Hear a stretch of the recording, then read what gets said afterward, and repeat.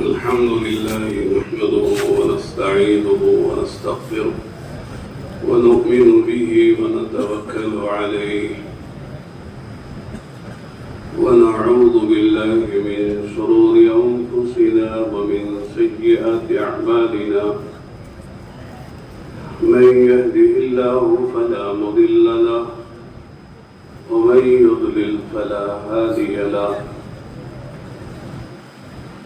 ونشهد أن لا إله إلا الله وحده لا شريك له ونشهد أن سيدنا وشفيعنا وحبيبنا محمدا عبده ورسوله صلى الله عليه وعلى آله وأصحابه وبارك وسلم تسليما كثيرا كثيرا. أما بعد فأعوذ بالله من الشيطان الرجيم. وكذلك جعلنا لكل نبي عدوا من المجرمين وكفى بربك هاديا ونصيرا. وقال تعالى: يا أيها النبي حسبك الله ومن اتبعك من المؤمنين. وقال النبي صلى الله عليه وسلم: طوبى لعبد جعله الله مفتاحا للخير ومغلاقا للشر. وقال النبي صلى الله عليه وسلم: من خاف أدلج ومن أدلج بلغ المنزل. ألا إن سلعة الله غالية، ألا إن سلعة الله الجنة، أو كما قال رسول الله صلى الله عليه وسلم.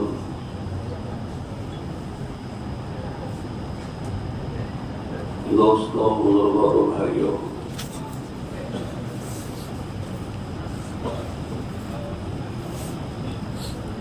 ابھی راوند میں اجتماع ہوا.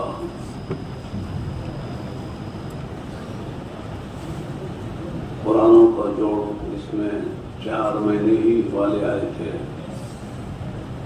تقریباً بتایا کہ 2 لاکھ سے زیادہ ان کی تعداد تھی. آخری مشورے میں، بڑے مشورے میں اکثر ملکوں کے لوگ تھے.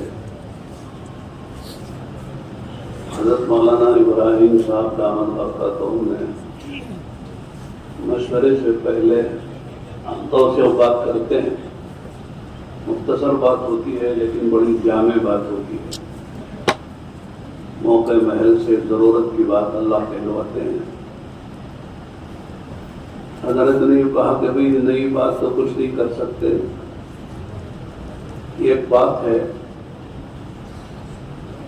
اللہ کے نبی علیہ السلام کی معصور اور منقول دعاؤں میں ایک دعا ہے جس کو اکثر حضرت مولانا الیاس صاحب رحمۃ اللہ علیہ مانگا کرتے تھے. ایک دعا کا پڑھنا ہے، وہ بھی ثواب سے خالی نہیں ہے، وہ بھی عبادت ہے. اصل دعا کا مانگنا ہے. مانگنے میں پڑھنے میں فرق ہے. آدمی پڑھتا ہے بغیر دھیان کے بھی پڑھ لیتا ہے، بغیر سمجھے کی بھی پڑھ لیتا ہے. بہت سی دعائیں ہم کو یاد ہیں، قرآن کی، حدیث کی، معصوم پڑھ لیتے ہیں لیکن دھیان نہیں ہوتا ہے، اس کا ترجمہ معلوم نہیں ہوتا ہے، کیا مانگ رہے پتہ ہی نہیں چلتا ہے. پڑھ رہے ہیں، وہ بھی اجر و ثواب سے خالی نہیں ہے، عبادت ہے. لیکن اصل دعا کا مانگنا ہے کہ آدمی توجہ کے ساتھ، سمجھ کر، استحضار کے ساتھ، یقین کے ساتھ یہ سوچ کر مانگے کہ بس دینے والا تو ایک اکیلا ہے، اس کے غیر کے ہاتھ میں کچھ نہیں ہے. ادعوا اللہ وانتم موقنون بالاجابہ، اللہ سے مانگو قبولیت کے یقین کے ساتھ۔ ان اللہ تعالی لا يقبل دعاء من قلب غافل اللہ، جو دل غفلت میں ہوتا ہے، لاپرواہ ہوتا ہے، ایسے آدمی کی دعا اللہ قبول نہیں کرتے۔ یقین کے ساتھ مانگو۔ لیس شیء اکرم عند اللہ من الدعاء، اللہ کے ہاں دعاؤں کا اکرام ہوتا ہے۔ دعا سے بڑھ کر کوئی چیز ایسی نہیں ہے جس کا اللہ کے ہاں اکرام زیادہ ہوتا ہو۔ تو دعا پہ بڑی چیز ہے، عجیب و غریب چیز ہے۔ حضرت مولانا حسین احمد مدنی رحمۃ اللہ علیہ، پھر حضرت مولانا علی میاں صاحب رحمۃ اللہ علیہ، یہ حضرات یوں فرماتے تھے، سنا کہ جیسے ہمارے نبی دعوت میں نبی ہیں، دعاؤں میں بھی نبی ہیں۔ دعوت بھی سکھائی ہے، دعا بھی سکھائی ہے کہ بندوں کو کیا کیا مانگنا چاہیے، کیسے مانگنا چاہیے، یہ ہر وقت کی دعائیں سکھائی ہیں۔ تو غرض حضرت مولانا الیاس صاحب رحمۃ اللہ علیہ کثرت سے یہ دعا مانگا کرتے تھے۔ عجیب و غریب دعا ہم بھی مانگتے ہیں لیکن دھیان نہیں جاتا ہے، توجہ نہیں ہوتی ہے، غور نہیں کرتے ہیں۔ وہ دعا یہ ہے، ان قلوبنا ونواسینا وجوارحنا بیدک لم تملکنا منها شیئا فاذا فعلت ذلك بنا فكن انت ولینا واهدنا الى سواء السبیل۔ عجیب و غریب دعا ہے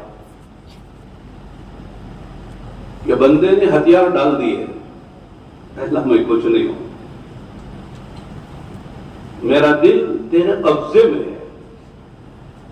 ہمارے سب ان قلوبنا جمع کا صیغہ ہے، قلب واحد، قلوبنا جمع ہے۔ اے اللہ ہم سب کے دل تیرے قبضے میں ہیں۔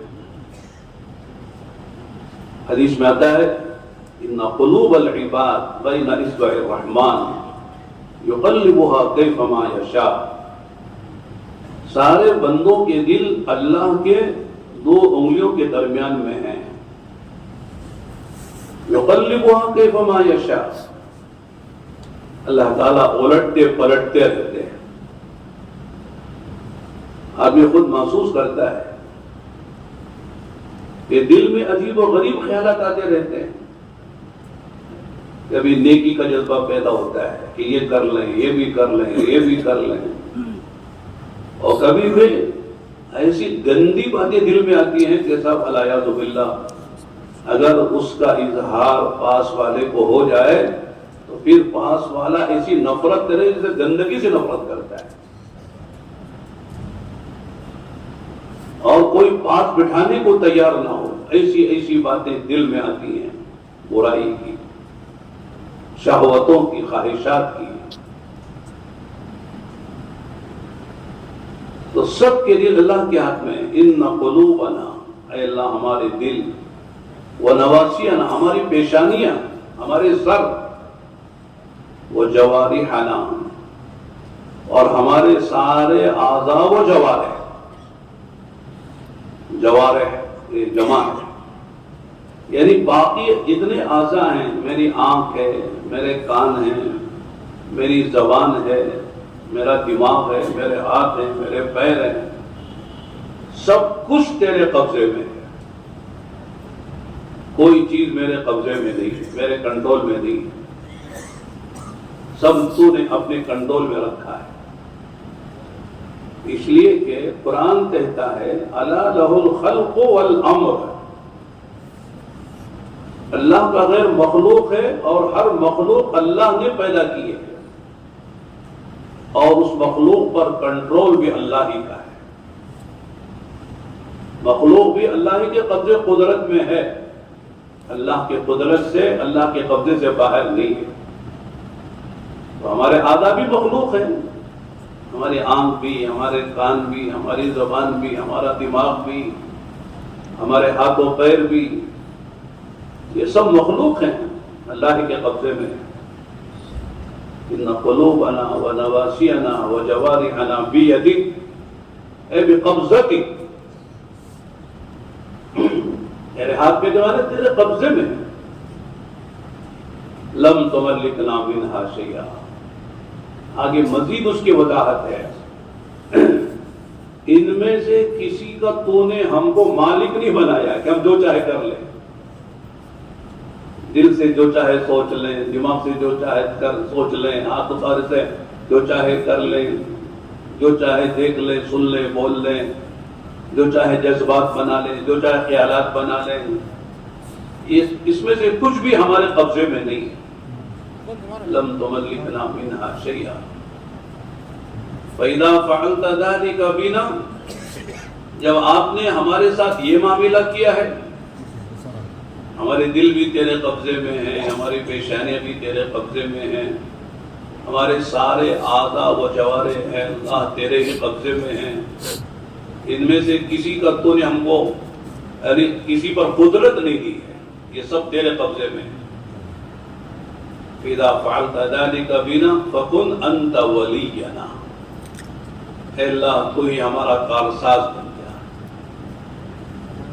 یعنی ان اعضاء و جوارح کو اس طرح استعمال کرنے کی توفیق عطا فرما جس طرح تو چاہتا ہے. ہم اپنے دلوں سے وہ سوچیں، دماغوں سے وہ سوچیں، آنکھوں سے وہ دیکھیں، کانوں سے وہ سنیں، زبان سے وہ بولیں، اپنے ہاتھوں کو وہاں استعمال کریں، اپنے قدموں کو وہاں اٹھائیں جو تو چاہتا ہے. تیری مرضی ہے، تیری مرضی کے بغیر ان اعضاء و جوارح سے ہم کوئی تجھے راضی کرنے والا عمل نہیں کر سکتے، ہمارے قبضے میں نہیں. فَإِذَا فَعَلْتَ ذَلِكَ بِنَا فَكُنْ أَنْتَ وَلِيَّنَا. پھر آگے وَاهْدِنَا إِلَىٰ سَوَاءِ السَّبِيلِ، اے اللہ تو ہی ہادی ہے، تیرے ہاتھ میں ہدایت ہے، لہذا ہم کو سیدھے راستے پہ ڈال دے، سیدھے راستے کی رہنمائی کر دے. یعنی ہر شر سے اور ہر برائی سے، ہر ناگوار چیز سے، ہر منکر سے اے اللہ تو ہماری حفاظت فرما دے. اس دعا میں بندگی کا اظہار ہے، بندگی. لا الہ الا اللہ محمد رسول اللہ، یہ عجیب و غریب کلمہ ہے. سنا حضرت مولانا الیاس صاحب رحمہ فرماتے تھے لا الہ الا اللہ یہ اقرار غلامی ہے، اور محمد رسول اللہ یہ اظہار غلامی ہے. اقرار غلامی، اظہار غلامی. کہ اللہ ہم غلام ہیں، بندے ہیں، ہمارے ہاتھ میں کچھ نہیں ہے. جیسے غلام ہوتا ہے اس کے ہاتھ میں کچھ ہوتا ہے، وہ خود غلام ہے، وہ خود مملوک ہے، کسی کے ہاتھ میں وہ بکا ہوا مال ہے، وہ آزاد نہیں ہے. اس کے ہاتھ میں جو کچھ ہے وہ بھی آقا کا ہے، وہ خود بھی آقا کا ہے، اور اس کے ہاتھ میں جو کچھ ہے وہ بھی اس کی ملکیت میں کچھ نہیں ہے. غلام نہ اپنا مالک ہوتا ہے، نہ اپنے پاس جو چیزیں ہوتی ہیں اس کا مالک ہوتا ہے. غلام تو غلام ہے، تو ہم سب غلام ہیں. بندے، بندے کے معنی جو غلام، غلام کا کچھ نہیں ہوتا ہے. تو یہ دعا سکھائی ہے تاکہ بندہ ہر وقت اس کا استعداد رکھے کہ میں کچھ نہیں ہوں. اگر آدمی یہ سمجھتا ہے کہ میں کچھ ہوں تو سمجھ لو کہ صاحب آدمی گیا کام سے. ہم کچھ نہیں ہیں. ہم کو جو کچھ دولت ملی ہے وہ اللہ کی طرف سے ملی، ہمارا کچھ نہیں ہے. ہم جو کچھ کر رہے ہیں وہ اللہ کی توفیق سے کر رہے ہیں. اگر ہم دین کے کام کر رہے ہیں، دعوت کے کام میں لگے ہوئے ہیں، قربانیاں دے رہے ہیں، قرآنوں میں ہمارا شمار ہے، ملکوں میں ہم جا رہے ہیں، ہمارا کیا کمال ہے؟ اللہ کا احسان ہے، اللہ کی توفیق ہے. ورنہ دنیا میں ہم دیکھتے ہیں کہ ہم سے زیادہ صلاحیت والے ہیں، ہم سے زیادہ علم والے، دولت والے، دماغ والے، فرصت والے، تجربے والے بہت دنیا میں لوگ موجود ہیں۔ ان کے درمیان سے جو ہمارا انتخاب ہوا ہے، ہم جو کر رہے ہیں یہ ہم نہیں کر رہے ہیں بلکہ ہم سے کروایا جا رہا ہے۔ اذان ہوتی ہے، میں عام طور سے عرض کرتا ہوں کہ حی علی الصلاۃ حی علی الفلاح جب مؤذن کہتا ہے تو سننے والوں کو حکم کیا ہے؟ کیا پڑھتے ہیں؟ لا حول ولا قوت الا باللہ۔ لیکن بہت سے لوگ نہیں سمجھتے کیوں پڑھتے ہیں۔ بہت سے لوگ شیطان کو بھگانے کے لیے پڑھتے ہیں۔ حدیثوں میں آتا ہے شیطان اذان کی آواز تو خود بھاگ جاتا ہے اور ہوا خارج کرتے ہوئے بھاگتا ہے، وہاں تک بھاگتا ہے جہاں اذان کی آواز نہ ہے، اس کے کانوں میں نہ پڑے، خود ہی بھاگا ہوا ہے۔ تو لا حول پڑھنے کے معنی تھوڑی کہ شیطان کو ہم بھگا رہے ہیں۔ شیطان کے بھگانے کے لیے جو دعا ہے قرآن سے جو معلوم ہوتی ہے وہ اعوذ باللہ من الشیطان الرجیم ہے۔ فَإِذَا قَرَأْتَ الْقُرْآنَ فَاسْتَعِذْ بِاللَّهِ مِنَ الشَّيْطَانِ الرَّجِيمِ۔ جب قرآن پڑھنے کا ارادہ کرو، قرآن پڑھنا شروع کرو، اعوذ باللہ پڑھو، شیطان بھاگ جائے۔ شیطان کو بھگانے کے لیے اعوذ باللہ ہے۔ غصہ آ رہا ہے، اعوذ باللہ پڑھو، اس لیے کہ غصہ شیطان کی طرف سے ہے۔ اعوذ باللہ پڑھو گے تو غصہ ٹھنڈا ہو جائے گا۔ لا حول کیوں پڑھتے ہیں؟ لا حول ایک دعا ہے۔ کیا دعا ہے؟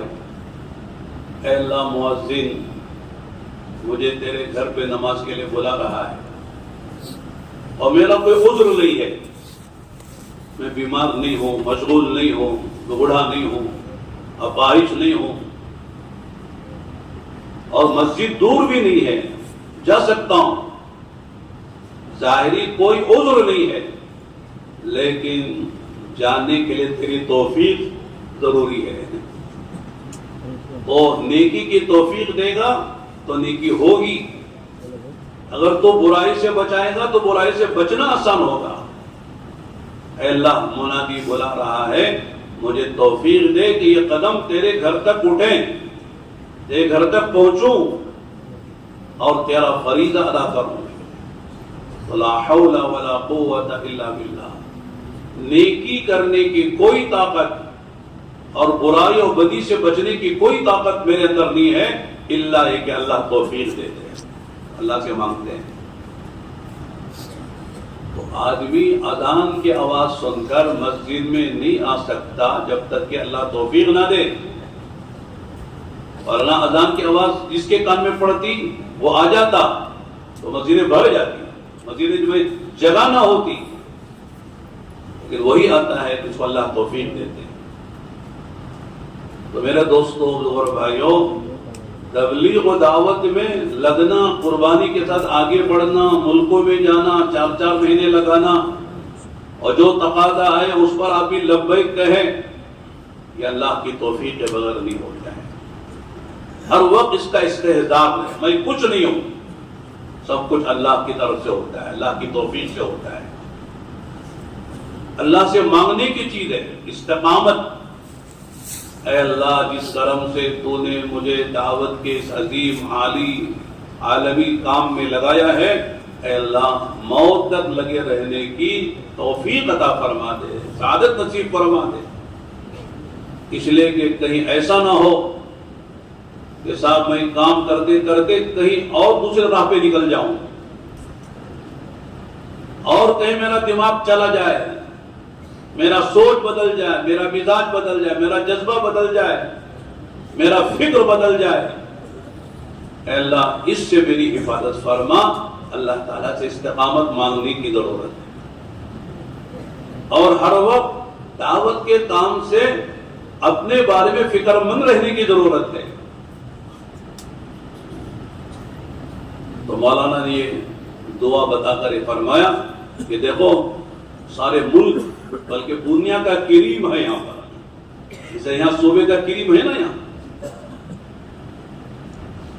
ہر ضلع کے ماشاءاللہ بہت صف اول کے لوگ آئے ہیں جو اپنے اپنے ضلع میں ماشاءاللہ کام کو لے کے چلتے ہیں، قربانیاں دیتے ہیں، تقاضوں پہ چلتے ہیں، دعوت کے تقاضوں کا ان کے دل و دماغ پر غلبہ ہے، ہر وقت وہی سوچتے ہیں ایسا جیسا کریم یہاں پر آیا ہے، پورے صوبے کا کریم، اور بھی ہوں گے ساتھی لیکن نہیں آ سکے، تعداد محدود ہے، جگہ مختصر ہے، تو اس طرح ماشاءاللہ وہاں پوری دنیا کا کریم 108 ملکوں کے لوگ تھے، تو ماشاءاللہ اپنے اپنے علاقوں میں وہ شورا کے لوگ ہیں، پورے ملک کی گویا کہ ذمہ دار جماعت ہے، ایسے لوگ وہاں ہیں۔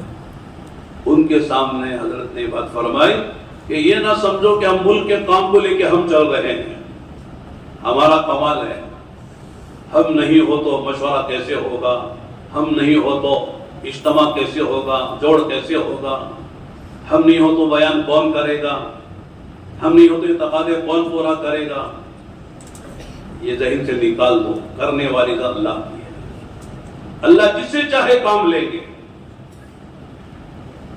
اس لیے فرمایا کبھی بھی دل میں یہ شیطان بات نہ ڈالے یہ سب ہم کر رہے ہیں، ہم سے ہو رہا ہے۔ بہترین ہمارے سامنے اسوہ ہے ہمارے نبی علیہ الصلوۃ والسلام کا۔ 13 سال آپ نے مکے میں گزارے ہیں، سب جانتے کیسے گزرے ہیں، کن حالات میں مکے میں دعوت کا کام ہوا ہے، اور کن کن صعوبتوں سے، مشکلات سے، پریشانیوں سے، مجاہدوں سے، قربانیوں سے، آزمائشوں سے نبی گزرے ہیں، صحابہ گزرے ہیں، اور آپ کے پورے اہل بیت گزرے ہیں، آپ کی بیویاں، آپ کی بیٹیاں، آپ کا خاندان کن کن حالات سے گزرا ہے، سب جانتے ہیں مکی زندگی۔ اور پھر ہجرت کر کے جب آپ علیہ الصلوۃ والسلام مکہ مکرمہ سے مدینہ منورہ تشریف لے گئے تو لوگ سمجھتے ہیں کہ مکے پہ سے ہجرت کر کے جانے کے بعد سکون ہو گیا، ایسا نہیں ہے۔ یہاں تو ایک دشمن تھے مشرکین مکہ، وہاں 2 دشمن اور بڑھ گئے، یہ تو تھے ہی، 2 دشمن اور بڑھ گئے، وہ اہل کتاب یہود، مارے استی یہودی، پڑھے لکھے دشمن، جیسے آج بھی بہت سے پڑھے لکھے دشمن ہوتے ہیں، اور یہ منافقین اندر کے دشمن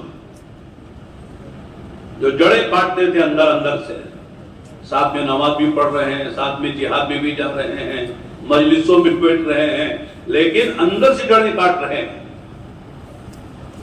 3 دشمن ہو گئے، پورا حجاز مشرکین سے بھرا ہوا، مکہ مشرکین سے بھرا وہ دشمن، اور پھر مدینے جانے کے بعد اہل کتاب یہودی دشمن، منافقین اسلام کا نام لے کر اندر کفر چھپا کر دشمنی کر رہے ہیں، اور پھر بدر، احد، خندق، اور پھر حدیبیہ سے واپسی، کتنے حالات سے نبی گزرے۔ احد میں کیا کیا ہوا، 70 صحابہ شہید ہوئے ہیں۔ حضرت حمزہ کی شہادت کا آپ کے قلب مبارک پر اتنا اثر تھا کہ آپ روتے روتے آپ کی چیخیں نکل گئی، دیکھا نہیں جا رہا ہے، مسلح کیا گیا، ناک کاٹی گئی، زبان کاٹی گئی، آنکھیں نکالی گئی، انگلیاں کاٹی گئی، ہار بنایا گیا، سینہ چاک کر کے قلب نکالا گیا، دل نکالا گیا، چبایا گیا، کیا کیا ہوا۔ ان سارے حالات کے بعد جب آپ مکے میں داخل ہوئے ہیں فاتحانہ 10,000 صحابہ کی جماعت کے ساتھ، تو کس شان سے، آن سے، بان سے، ٹھاٹ سے، سر اونچا کر کے داخل ہونا چاہیے، لیکن آپ کا حال سب جانتے ہیں، زبان سے کیا فرما رہے، اپنا حال کیا ہے، قال کیا ہے، حال کیا ہے، قال کیا ہے، زبان سے یہ الفاظ ہیں، یہ رسمی نہیں ہے، ایک رسمی ہے، اللہ تو نے کیا، اندر کا حال ہے لا الہ الا اللہ وحدہ انجز وعدہ ونصر عبدہ وحزم الاحزاب وعدہ وحزم الاحزاب وحدہ لا الہ الا اللہ انجز وعدہ۔ اے اللہ تو ہی اکیلا معبود ہے جس کی ہم دعوت دیتے ہیں، دیتے رہیں گے، جس کی ہم عبادت کرتے ہیں، تو وہ اکیلا ہے۔ اور پھر انجز وعدہ کہ تو نے اپنے بندے کے ساتھ جو وعدہ کیا تھا حدیبیہ سے واپسی کے موقع پر، انا فتحنا لک فتحا مبینا، کہ ہم آپ کو بڑی فتح دیں گے، اللہ تو نے اپنا وعدہ پورا کیا ہے۔ مکے کا فتح ہو جانا یہ سب سے بڑی فتح تھی، اس لیے کہ مکہ جب فتح ہوا وہ جتنے لوگ انتظار میں تھے کہ صاحب بیت اللہ اور مکہ جس کے ہاتھ میں جائے گا وہ اس کے پیچھے ہم چلیں گے۔ مکہ فتح ہوتے ہی یدخلون فی دین اللہ افواجا کا منظر سامنے آ گیا کہ قوموں کی قومیں، علاقے کے علاقے دھڑا دھڑ اسلام میں داخل ہوتے چلے گئے۔ اب مکہ آ گیا، بیت اللہ نبی کے ہاتھ میں آ گیا، اب رہ کیا گیا، سب اسلام میں داخل ہونے شروع ہو گئے۔ انجز وعدہ ونصر عبدہ کہ اپنے بندے کی اے اللہ تو نے مدد کی ہے، میرا کچھ نہیں ہے، میں نے کچھ نہیں کیا، سب کچھ تو نے کیا ہے۔ اپنی کسی قربانی کا اظہار نہیں ہے، کوئی قربانی کا تذکرہ نہیں ہے، ہم نے یہ کیا، ہم نے یہ کیا، ہم نے یہ کیا۔ شعب ابی طالب میں 3 سال ہم محسوب رہے، طائف نے ہمیں پتھر کھائے، مینا کے وادیوں میں، مینا کے میدان میں ہم کو لوگوں نے ساحر کہا، مجنون کہا، پاگل کہا، یہ قبیلے کے پاس گئے لیکن کوئی ماننے کو تیار نہیں۔ ہمیں ہجرت کرنی پڑی، مکہ چھوڑنا پڑا، بیت اللہ چھوڑنا پڑا، بدر میں آنا پڑا، احد میں جانا پڑا، خندق میں جانا پڑا، اور حدیبیہ سے واپس ہونا پڑا، ہمارے گھر میں فاقے آئے، ہماری بیٹیوں پہ طلاقیں پڑی، کوئی تذکرہ نہیں ہے۔ نصر عبدہ اپنے بندے کی اللہ نے جو وعدہ کیا تھا اس وعدے کے مطابق اللہ نے مدد کی۔ وحزم الاحزاب وحدہ تمام لشکروں کو، تمام فوجوں کو ایک اکیلے اللہ نے شکست دی ہے، ہم نے کچھ نہیں کیا ہے۔ میرا دوستو، یہ نبی کے اندر کا حال ہے اور امت کی تعلیم، امت کے لیے تعلیم بھی ہے کہ بڑے سے بڑا کارنامہ تم سے ہو جائے، بڑے سے بڑی قربانی تمہاری ہو جائے، لیکن کبھی یہ نہ سمجھنا کہ ہم نے کیا ہے، ہم سے ہو رہا ہے، ہم کر رہے ہیں، ہم کیا ہیں، ہماری حیثیت کیا ہے۔ سبق ہے فتح مکہ کے واقعے میں کہ تم بڑے سے بڑا کام کرو، بڑی سے بڑی قربانی دو، بڑے سے بڑا نتیجہ تمہارے ہاتھوں پر اللہ ظاہر فرمائے، کبھی دل و دماغ کے کسی نہا خانے میں، کسی گوشے میں یہ بات پیدا نہ ہو کہ ہم نے کیا، ہم سے ہوا ہے۔ اس لیے کہ ہمارے دل بھی اللہ کے ہاتھ میں ہیں، ہمارے اعضاء و جوارح بھی، ہماری پیشانیاں بھی اللہ ہی کے قبضے میں ہیں۔ اللہ نے کسی چیز کا ہم کو مالک نہیں بنایا ہے یا کسی چیز پر ہم کو قدرت نہیں دی ہے، سب اللہ کے قبضے میں ہے۔ اللہ جسے چاہے جیسے چاہے کام لے رہا ہے، اللہ کا کرم ہے، اللہ کا احسان ہے۔ مولانا نے ایک عجیب بات فرمائی، پہلا بیان تھا مغرب کے بعد کا، مولانا نے فرمایا کہ دیکھو صحابہ میں دو جماعتیں ہیں، یہ سمجھنے کی چیز ہے۔ پہلی بار میں نے سنا مولانا سے نیا مضمون، صحابہ میں 2 جماعتیں تھیں، ایک جماعت تھی سابقون الاولون کی، یعنی یہ صحابہ میں آگے تھے، ترقی کرنے والے۔ ہمارے ذہنوں میں ترقی کا مفہوم یہ ہوتا ہے کہ صاحب دولت مل گئی، چیزیں مل گئی، دنیا مل گئی، بنگلے بن گئے، کاریں آ گئی، شہرت ہو گئی، عہدے کرسیاں مل گئی، یہ نہیں۔ ترقی کے معنی آگے بڑھنے کے کیا معنی ہیں کہ اللہ تعالیٰ نے ان کو راستہ کھلنے کا سبب بنایا، اللہ نے ان سے راستہ کھلوایا، رکاوٹیں ہٹا دی گئی. کہ صحابہ کی ایک جماعت وہ ہے جو سامنے پہلے آئی، دروازے بند تھے، راستے بند تھے، رکاوٹیں تھیں، دشمنیاں تھیں، مجاہدے تھے، قربانیاں تھیں، جان کی مال کی، اور جان خطرے میں نظر آ رہی تھی. ان حالات میں وہ آگے بڑھ کر انہوں نے کام کیا اور انہوں نے پیچھے آنے والوں کے لیے راستہ بنا دیا. یہ صحابہ قربانی میں آگے ہیں، ان کا مقام آگے ہے. یہ کب تک ہے؟ فتح مکہ تک. اللہ تعالیٰ خود فرماتے لا يستوي منكم من انفق من قبل الفتح وقاتل، کہ فتح مکہ سے پہلے اور جنہوں نے قربانیاں دی، جان لگائی، مال لگایا، وقت لگایا، قربانیاں دی، وہ ان کا مقابلہ وہ لوگ نہیں کر سکتے جو فتح مکہ کے بعد آئے ہیں. فتح مکہ کے بعد بھی لوگوں نے جانیں لگائی، مال لگایا، لیکن یہ لوگ چلے ہیں جب راستہ بن گیا، راستہ کھل گیا، رکاوٹیں دور ہو گئی، ہر طرح سے سہولتیں ہو گئی. اب نظر آ رہا اسلام ہی کا مستقبل ہے. یہ لوگ تو راستہ بننے کے بعد آئے بہت سے، لیکن وہ صحابہ جن کو اللہ تعالیٰ نے رکاوٹوں کے دور کرنے کا سبب بنایا، راستے کے کھلنے کا سبب بنایا، انہوں نے دشمنی کے زمانے میں اپنی جان و مال اللہ کے لیے قربان کی. یہ صحابہ ہیں جو سب سے آگے ہیں. تو مولانا نے یہ بات فرمائی کہ ہر زمانے میں کچھ لوگ ہوتے ہیں جو سابقین اولین میں ہوتے ہیں، جن سے رکاوٹیں دور ہوتی ہیں، جن سے راستے کھلتے ہیں. راستے بند کرنے والے باہر والے بھی ہوتے ہیں، اندر والے بھی ہوتے ہیں. رکاوٹیں کھڑی کرنے والے باہر والے بھی ہوتے ہیں، اندر والے بھی ہوتے ہیں.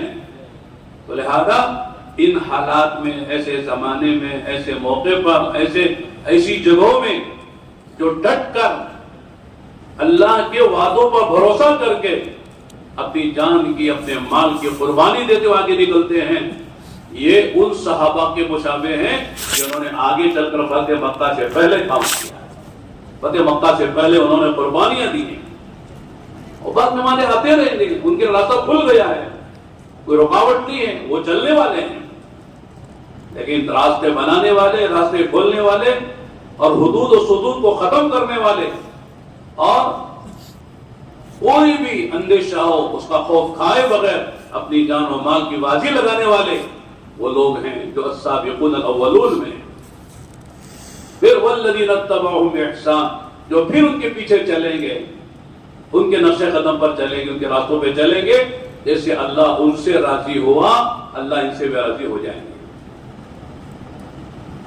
تو لہذا مولانا نے کہا کہ آپ لوگ جو ملکوں سے آئے ہیں، یہ اللہ نے آپ کو سبقت دی ہے، اللہ نے آپ کو آگے بڑھایا ہے، اس کی قدر کرنی چاہیے. اور ایک حدیث سنائی، شاید ابھی فیض الہی میں حدیث سنائی، ان اللہ تعالی یحب ان یرى اثر نعمته علی عبدہ. اللہ تعالیٰ کو یہ بات پسند ہے کہ اللہ چاہتے ہیں اپنے بندے پر جو نعمت اللہ نے دی ہے، اللہ کی جو نعمت اللہ نے بندے کو دی ہے، اس کا اثر بندے کی زندگی میں خدا دیکھنا چاہتے ہیں. مثال کے طور پر ایک آدمی کو اللہ نے کھانا دیا ہے، تو کھانا ہے، کھاتا نہیں ہے، اللہ کی نعمت کا استعمال نہیں کر رہا ہے. اللہ نے غنا دیا ہے، اللہ نے دولت دی ہے، تو لہذا دولت کا اثر بندے کی زندگی میں خدا دیکھنا چاہتے ہیں. اچھے کپڑے پہنو، بہت منع کرتا ہے. آپ علیہ الصلوۃ والسلام نے فرمایا کہ اللہ تکبر کو پسند نہیں کرتے، متکبر کو پسند نہیں کرتے. کفر، شرک، نفاق، یہ بڑے گناہ ہیں جو قابل معافی نہیں ہیں. علماء نے فرمایا ان گناہوں کے بعد کفر اور شرک نفاق کے بعد سب سے بڑا جو گناہ ہے وہ تکبر ہے، بڑائی ہے۔ اللہ کو بڑائی پسند نہیں، تکبر پسند نہیں ہے۔ ایک صحابی نے پوچھ لیا اللہ کے نبی علیہ الصلوۃ والسلام، ایک آدمی اچھے کپڑے پہنتا ہے، اچھے جوتے پہنتا ہے، کیا یہ بھی تکبر ہے؟ اچھے کپڑے پہننا، اچھے جوتے پہننا، یہ بھی تکبر میں داخل ہے؟ تو آپ نے عجیب بات فرمایا تکبر یہ نہیں ہے۔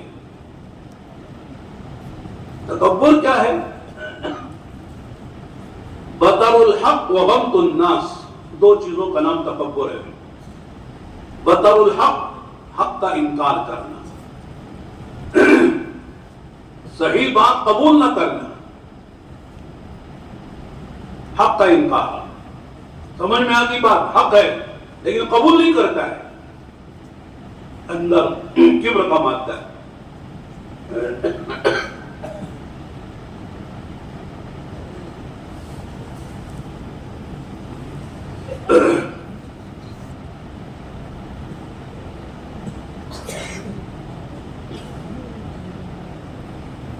بطر الحق وغمط الناس، حق کو قبول نہ کرنا اور لوگوں کو حقیر سمجھنا، یہ تکبر، متکبر ہونے کی علامت۔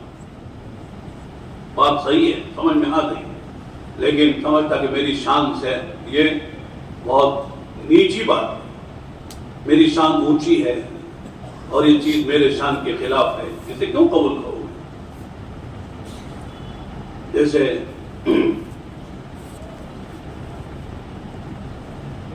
بخاری شریف میں روایت ہے، آپ نے سنی ہے، ہم نے بھی کبھی کبھی ہم نے سنایا ہے قرآنوں کے جوڑ میں۔ قیصر، ہرقل اس کا نام تھا، قیصر اس کا لقب تھا۔ اس نے جب اللہ کے نبی علیہ الصلوۃ والسلام صلح حدیبیہ کے بعد جب 10 سال مشرکین کے ساتھ جنگ نہ کرنے کا معاہدہ ہو گیا، 10 سال کے لیے جنگ نہیں ہوگی، تم اپنا کام کرو، ہم اپنا کام کریں گے، تو مشرکین مکہ نے اپنی تجارت کو فروغ دینے کے لیے قافلے روانہ کیے، ملک شام، ملک یمن، ان کے قافلے جاتے تھے، اور انہوں نے اپنی دنیا کے لیے اپنے پروگرام بنائے، اور اللہ کے نبی علیہ الصلوۃ والسلام نے دین کا پروگرام بنایا، اور آپ نے شاہان عالم کے نام مختلف خطوط، دعوت خطوط روانہ فرمائے۔ ان میں یہ خط دحیہ قلبی ایک خوبصورت صحابی تھے، ان کے نام، ان کے ہاتھ میں ہرقل کے نام ایک دعوتی خط روانہ فرمائے۔ لمبا قصہ ہے، اگر اسی کو ہم بیان کریں تو پورا وقت وہی لے لے گا۔ خلاصہ مختصر یہ ہے، جب وہ خط پہنچا ہے، اس نے پڑھنے سے پہلے یہ کہا کہ بھئی ہمارے ملک میں وہ کون ہیں جو حجاز سے، عرب سے ہمارے آئے ہوئے تلاش رہو۔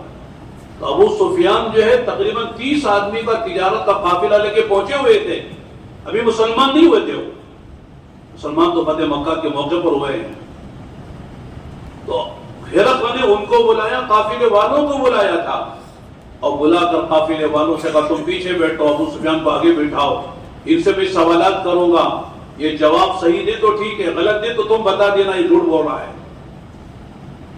11 سوال کیے، 11 سوال، ہر سوال کا جواب ابو سفیان نے صحیح دیا، کوئی بات غلط نہیں کہی۔ نسب کیسا ہے؟ اعلیٰ نسب کے ہیں، جھوٹ کبھی بولا، کبھی نہیں جھوٹ بولا۔ تمہارا ان کا مقابلہ، لڑائی ہوئی؟ ہاں ہوئی۔ کون جیتے؟ کبھی ہم جیتے، کبھی وہ جیتے، کبھی ہم ہارے، کبھی وہ ہارے۔ ان کے خاندان میں کوئی بادشاہ گزرا ہے؟ کہا کوئی بادشاہ نہیں گزرا ہے۔ جو انہوں نے نبوت کا دعویٰ کیا ہے اس سے پہلے کہ ان میں سے ان کے خاندان میں کسی نے اس طرح کا دعویٰ کیا تھا؟ نہیں، کسی نے دعویٰ نہیں کیا ہے۔ کبھی دھوکہ دیا، کبھی دھوکہ نہیں دیا ہے۔ ان کی تعلیمات کیا ہیں؟ یہ کہتے ہیں نماز پڑھو، زکات دو، صدقہ کرو، صلہ رحمی کرو، پاک دامن رہو، اللہ کے غیر کی عبادت نہ کرو، تو ان کی یہ تعلیمات ہیں۔ ایک ایک چیز اس نے پوچھی اور ابو سفیان نے وہی صحیح بات بتائی. پھر اس نے میں نے یہ پوچھا تم نے یہ جواب دیا. اس کا نتیجہ یہ ہے کہ واقعی وہ اللہ کے نبی ہیں. نبی کبھی جھوٹ نہیں بولتا، نبی کبھی دھوکہ نہیں دیتا. نبی جب آتا ہے تو اعلیٰ خاندان میں آتا ہے. نبی کے دین میں کوئی داخل ہوتا ہے تو مرتد ہو کے واپس نہیں جاتا. نبی کی ہی تعلیمات ہیں. اس نے سب مانا، اعتراف کیا کہ واقعی وہ نبی ہیں. اور میں جانتا تھا کہ نبی آنے والے ہیں، لیکن میں یہ نہیں سمجھتا تھا کہ وہ عربوں میں ہوں گے. لیکن وہ عرب میں آئے ہیں. اور یہاں تک کہا کہ اگر میں ان کے پاس جا سکتا تو ضرور جاتا اور ان کے پیر دھو کے پانی پیتا. اور یہ بھی کہا کہ ایک دن آئے گا کہ جہاں میں کھڑا ہوں بیت المقدس یہ بھی ان کے قبضے میں جائے گا.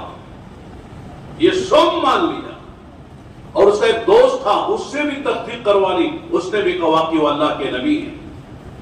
اور پھر اس نے اپنے وزراء کو، مشیروں کو، اپنے خواص کو، سب کو جمع کر کے، جیسے یہ اوپر لوگ بیٹھے ہوئے ہیں اس طرح اوپر چلا گیا، سب کو نیچے بٹھا دیا. اوپر سے پوچھا کیا تم چاہتے ہو کہ تمہاری آخرت بنے، تم کو ہدایت ملے اور تم جو ہے تمہارا ملک تمہارے لیے سلامت رہے؟ تو میری درخواست میں چاہتا ہوں کہ اس نبی کے نبوت پر ایمان لاؤ. لیکن لوگ ایسے بھاگے اس کی بات کو سن کر. حدیث کہتی ہے حمر الوحش، جسے جنگلی گدھے بھاگتے ہیں، اس دروازوں کی طرف بھاگے. لیکن اس نے پہلے سے دروازے بند کر رکھے تھے. وہ بڑا ہوشیار تھا.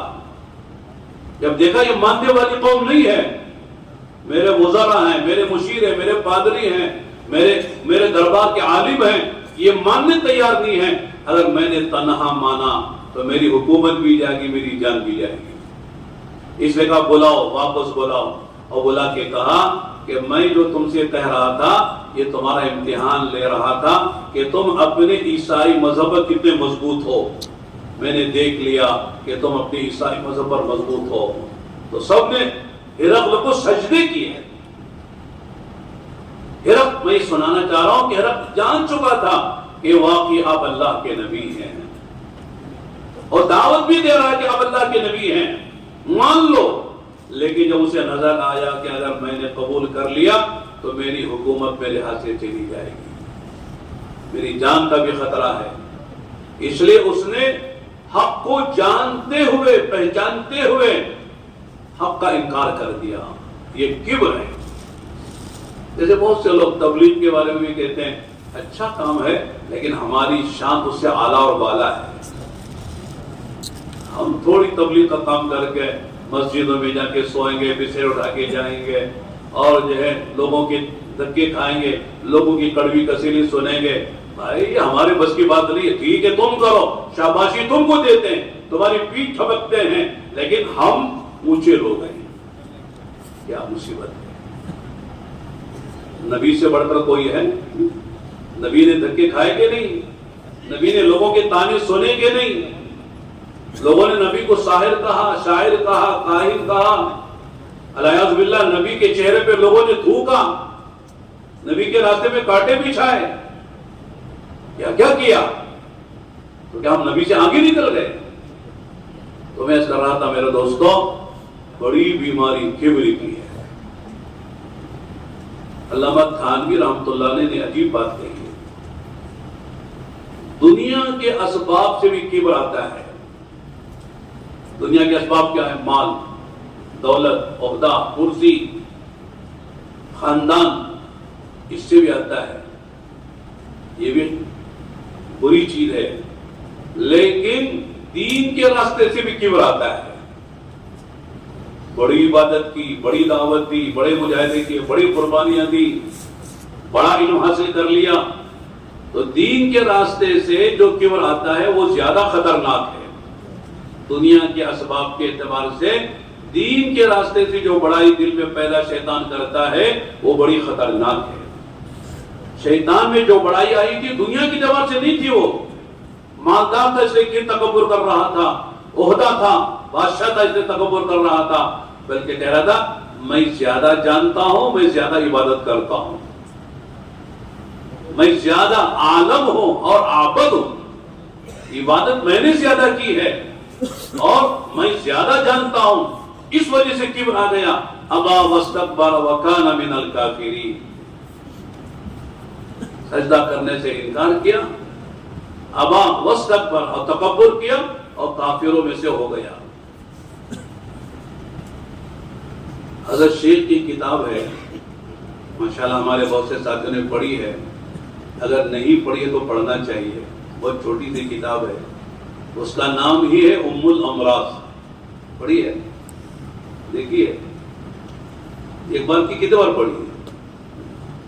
ایک بار پڑھ لی کافی ہے، بار بار پڑھنے کی چیز ہے، ہم سب کو پڑھنا چاہیے، ہم سب کا علاج ہے اس میں، بیماری بھی بتائی، علاج بھی بتایا ہے، اور بیماری کی علامتیں بھی بتائی، یہ بیماری آتی تو علامتیں کیا کیا ظاہر ہوتی ہیں، چھوٹی سی کتاب ہے، نام ہی اس کا ام الامراض ہے، مرض کی جمع امراض، ام کے معنی ماں، بیماریوں کی ماں، ماں ہوتی ہے نا تو بچے پیدا ہوتے ہیں، بچوں کی تربیت ہوتی ہے، نشوونما ہوتی ہے، تو جس طرح ماں سے بچے پیدا ہوتے ہیں اور بچوں کی پرورش ہوتی، جوان ہوتے بچے، اس طرح یہ ایسی بیماری سے ساری بیماریاں جنم لیتی ہیں، ساری بیماریاں پیدا ہوتی ہیں۔ اس میں ایک واقعہ لکھا ہے، حضرت حسن بصری ہیں یا کوئی اور اللہ والے ہیں، میں نام بول رہا ہوں، ان کی خدمت میں ایک صاحب آئے، کس طرح کے لیے، جیسے لوگ جاتے تھے اللہ والوں کی خدمت میں، کئی سال رہے، ایک دن کہنے لگے حضرت میں آپ کی خدمت میں کئی سال رہا لیکن کوئی خاص فائدہ نہیں ہو رہا ہے، میں واپس جانا چاہتا ہوں، بہت اہم بات ہے، سمجھ نہیں؟ اور وہ تھے بڑے آدمی، دنیاوی اعتبار سے بڑے آدمی تھے، دولت والے، حیثیت والے تھے، تو حضرت سمجھ گئے کہ ان میں مرض بیماری جو ہے وہ کبر کی ہے، ان کا علاج ہونا چاہیے،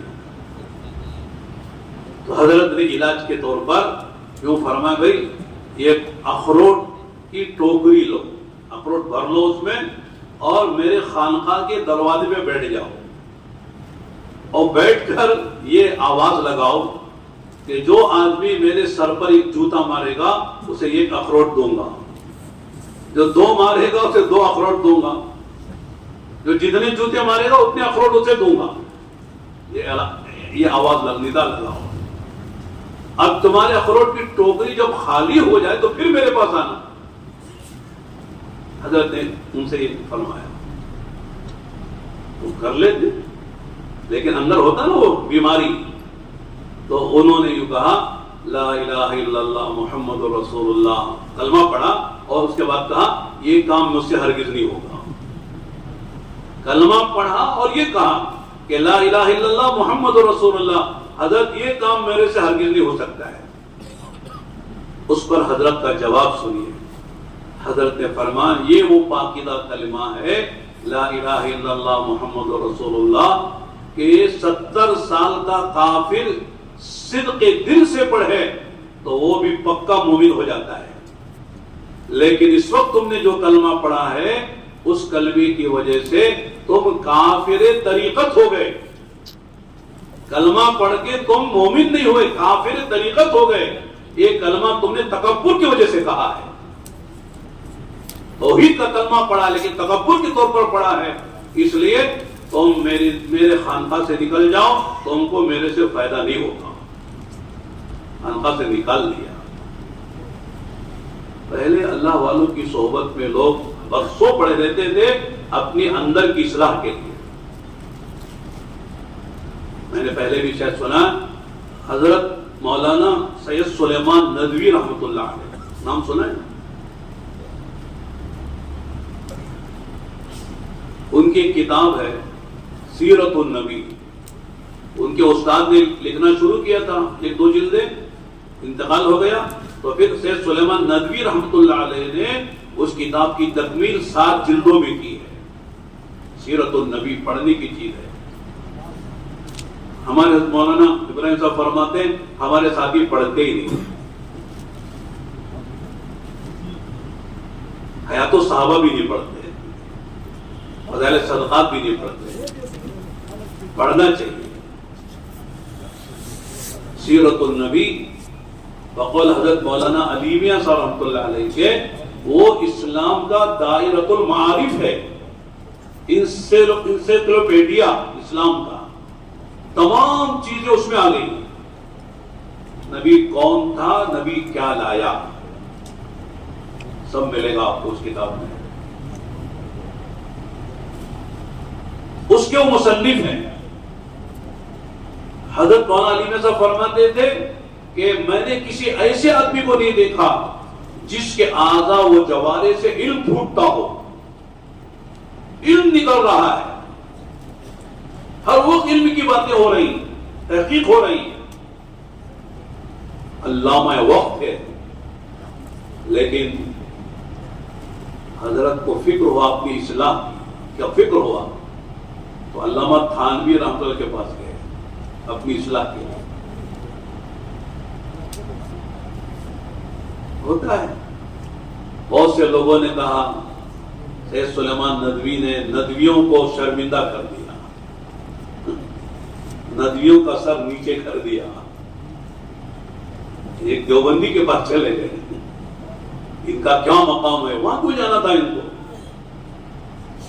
حضرت نے یہ فرمایا سید سلیمان ندوی نے کہ جب تک میں علامہ تھانوی کے پاس نہیں گیا، میں علامہ تھا، اب علامہ تھانوی کے پاس جا کر جو ہے میں ندوی سے بدوی بن گیا۔ لوگوں نے کیا کہا، اتنا بڑا علامہ، لکھا ہے کہ علامہ تھانوی رحمۃ اللہ علیہ کے پاس تھانہ بھون اطراف کے جو دیہات گاؤں کے لوگ دیہاتی ہیں وہ حضرت کی مجلس میں بیٹھتے تھے، علامہ سید سلیمان ندوی رحمۃ اللہ علیہ ان آنے والے دیہاتیوں کے جوتے ٹھیک کرتے تھے، اتنا بڑا علامہ۔ اندر جو اصلاح ہوتی ہے نا، اس طرح سے ہوتی ہے کہ آدمی اپنے آپ کو اتنا جھکائے۔ تبلیغ حیثیت بنانے کا کام نہیں ہے، حیثیت مٹانے کا کام ہے، اپنی حیثیت کو مٹاؤ، جتنا جو مٹے گا اللہ اس کو اتنا آگے نکالے گا۔ من تواضع للہ رفعہ اللہ، جو اپنے کو چھوٹا کرتا اللہ کے لیے، دنیا کے لیے نہیں، دنیا کے لیے چھوٹے بننے والے بہت نظر آتے ہیں۔ میں مثال دیتا ہوں، آپ کسی شو روم میں چلے جائیں گاڑیوں کے یا کسی بڑی شو روم میں، تو اس شو روم کا جو مالک کروڑ پتی ہے وہ آپ کے سامنے بہت تواضع سے پیش آ رہا ہے، اگرچہ کہ ہم جانے والے کی کوئی حیثیت نہیں ہے، وہ کروڑ پتی، کاروں کا شو روم ہے، ٹو ویلر کا شو روم ہے، کپڑوں کا شو روم ہے، مشینوں کا شو روم ہے، وہ مالک ہے، کروڑ پتی ہے، لیکن آپ کے سامنے بیچا جا رہا ہے تواضع کے ساتھ۔ یہاں بیٹھیے، یہاں تشریف رکھیے، چائے پیئیں گے اور ٹھنڈا پیئیں گے، گرم پیئیں گے، کافی پیئیں گے، کیا پیئیں گے، لگتا ہے کہ بڑا ماشاءاللہ تواضع ہے، لیکن یہ تواضع لاجل دنیا ہے، آپ کے جیب سے 10-20 ہزار روپے نفع کمانے کے لیے۔ ایک دوسری مثال میں دیتا ہوں، ہوائی جہاز کا سفر کرتے، ہوائی جہاز میں جب آپ سوار ہوتے ہیں تو ماشاءاللہ ہوائی جہاز کا جو عملہ ہوتا ہے کس طرح تواضع سے آپ کا استقبال کرتا ہے، اور کس طرح آپ کو پانی لا کے پیش کرتا ہے، کھانا لا کے پیش کرتا ہے۔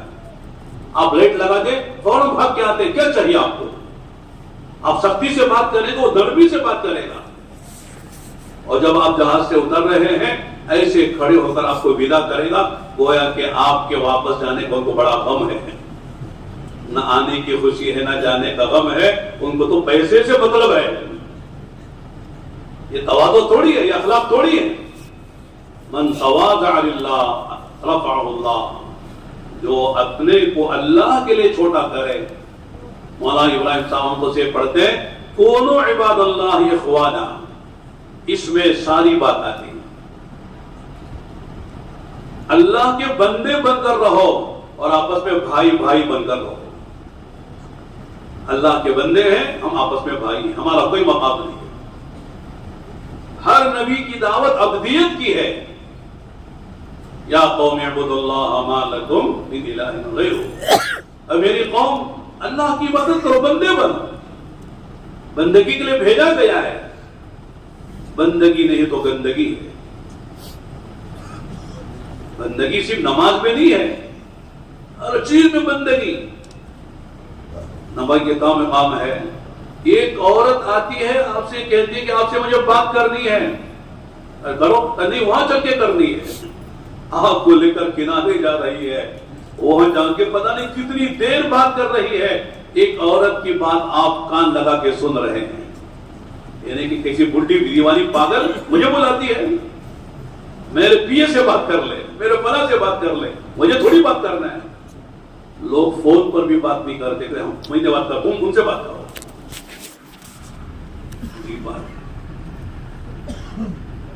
کوئی بات کر رہا ہے تو آپ جب تک وہ خود اپنا بات ختم نہ کر لے کان نہیں ہٹاتے تھے. جب کوئی مصافحہ کر رہا ہے جب تک وہ خود اپنا ہاتھ کھینچ نہ لے اللہ کے اپنا ہاتھ نہیں کھینچتے تھے. ہمارا ایک ہاتھ سے مصافحہ ہے، لو ایک ہاتھ سے ڈگل ڈگل کے بھیج رہے ہیں. مصافحہ بھی ڈھنگا نہیں ہوتا ہے.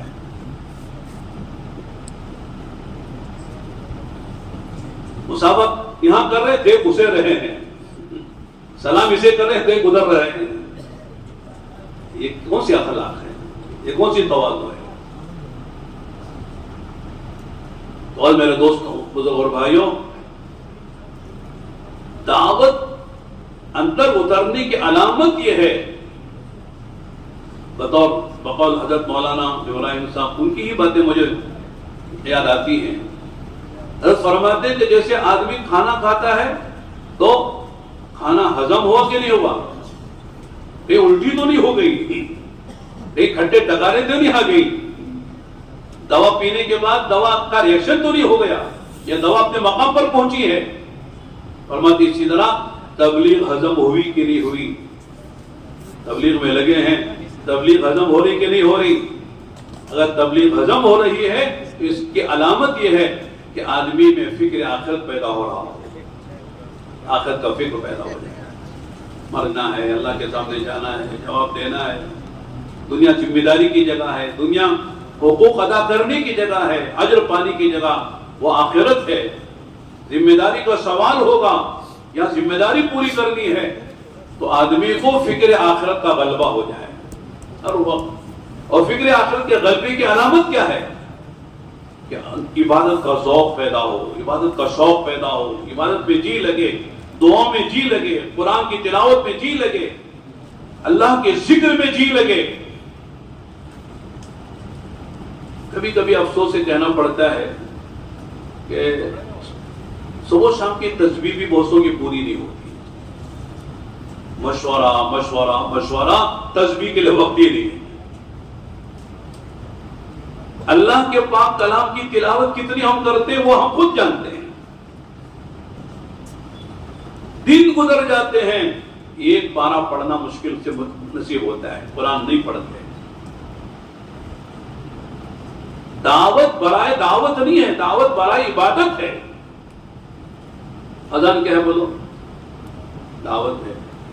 اذان اذان کے لیے ہے، اذان نماز کے لیے ہے، نماز کے لیے ہے.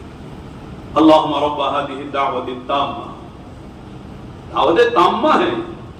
اذان ضروری ہے، اذان شاعر اسلام میں سے ہے، لیکن اذان برائے اذان نہیں ہے، اذان برائے نماز ہے. کوئی مؤذن اذان دے کے گھر چلا جائے، نماز نہ پڑھے، کیا بولیں گے؟ کیسا مؤذن بھائی، اذان دیتا ہے نماز بھی پڑھتا ہے. اذان نماز کے لیے ہوتی ہے، دعوت عبادت کے لیے. ہم دعوت دے رہے عبادت کی، خود عبادت نہیں کرتے. حضرت فرماتے ہیں دو چیزیں مطلوب ہیں دعوت سے. ایک، ہم اپنے دین میں مستقیم اور ثابت قدم رہیں، دین میں ہم خود انفرادی طور پر جمیں. اور دوسری بات، اجتماعی طور پر ہم دین کی نصرت کریں. نصرت دین اور جو ہے ثبات دین، کہ دین میں ہم خود جمیں، کہ جس عمل کی ہم دعوت دے رہے ہیں وہ اعمال ہماری زندگی میں استقامت کے ساتھ، پابندی کے ساتھ ہو. یعنی کبھی کر لیا کبھی چھوڑ دیا، اس سے کوئی اثر نہیں ہوتا ہے. तहज्जुद एक दिन 12 रकत पढ़ी और 12 दिन छोड़ दिया, क्या असर होगा इसी तहज्जुद का? 12 नहीं पढ़ सकते, 4 पढ़े, 8 पढ़े, 8 नहीं तो 4 पढ़े, 4 2 पढ़े, लेकिन रोजाना पढ़े, पाबंदी के साथ पढ़े। इसलिए हुक्म इस्तिकामत का है। आदमी पाबंदी से जो काम करता है उसका असर उसकी जिंदगी में पड़ता है। वो अमल वाला वही कहलाता है जो पाबंदी से करे। जो 8 दिन में दुकान, एक बार जगह दुकान खोले वो ताजिर होता है। महीने में 8 दिन मुलाजिमत पे चला जाए, नौकरी पे, वो मुलाजिम कहलाता है। रोजाना जाता है, रोजाना दुकान खुलती है, रोजाना आदमी दफ्तर ऑफिस जाता है, तब कहते हैं ताजिर है कपड़े का, ये जूते का, ये दूध का, ये फलां का, ये फलां दफ्तर का मुलाजिम है। जब पाबंदी से करता है, इस्तिकामत बड़ी चीज है। मौलाना बाबा सुनाते हैं कि हजरत अली रज़ी अल्लाह अन्हु फरमाते हैं कि जब से मैंने अल्लाह के नबी अलैहिस्सलातु वस्सलाम से सुना तस्बीह फातिमा की फजीलत, कभी जिंदगी में तस्बीह फातिमा मेरी नहीं छूटी, पूरी जिंदगी। पूछने वाले भी अजीब अजीब लोग होते हैं। हज़रत फरमाते हैं एक आदमी ने ये पूछा कि जंगे जमल, जंगे सिफीन में, जंगे जमल हज़रत आयशा के साथ रज़ियल्लाहु अन्हा, जंगे सिफीन अमीर मुआविया के साथ हुई थी, वो जंगों में भी आप तस्बीह पढ़ते रहे? अल्हम्दुलिल्लाह, जंगे जमल, जंगे सिफीन में भी मेरी तस्बीह फातिमा नहीं छूटी। क्या इस्तिकामत थी, क्या इत्तिमाम था अमल का, कि जो अमल शुरू करो पाबंदी के साथ करो, इत्तिमाम के साथ करो।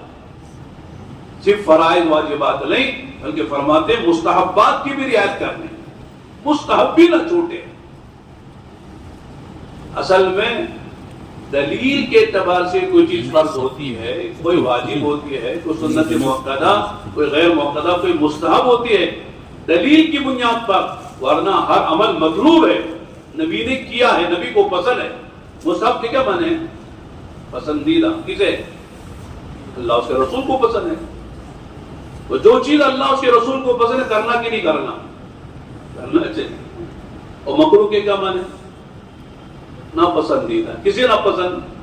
अल्लाह उसके रसूल को ना पसंद है, इसलिए उसे बचना चाहिए। कि जो चीज अल्लाह उसके रसूल को पसंद है वो तो करना ही करना है, चाहे वो फर्ज हो, वाजिब हो, मुस्तहब हो, नफल हो, मुअक्कदा हो, गैर मुअक्कदा हो। और जो चीज अल्लाह उसके रसूल को ना पसंद है उसे बचना ही बचना है। तो आदमी अपनी जात से अपने आप को अपने दीन पर कायम रखे और जो अमल करे वो मुदावमत के साथ, इस्तिकामत के साथ, पाबंदी के साथ करे। अल्लाह ताला को बंदों में आमाल में वो अमल ज्यादा पसंद है जिस पर बंदा मुदावमत करता है, पाबंदी के साथ करता है, वो अमल अल्लाह ताला को मतलूब है। ये बोलना शुरू करे तो अमल की तौफीक हो जाएगी, बोलते नहीं। हम देखते हैं मौलाना इब्राहिम साहब को कि जो कहते वो करते हैं। सफे अव्वल में सबसे पहले आके बैठेंगे,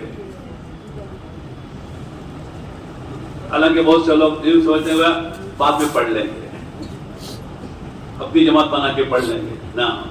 सफर में भी हमने देखा, अभी हम लोग आए,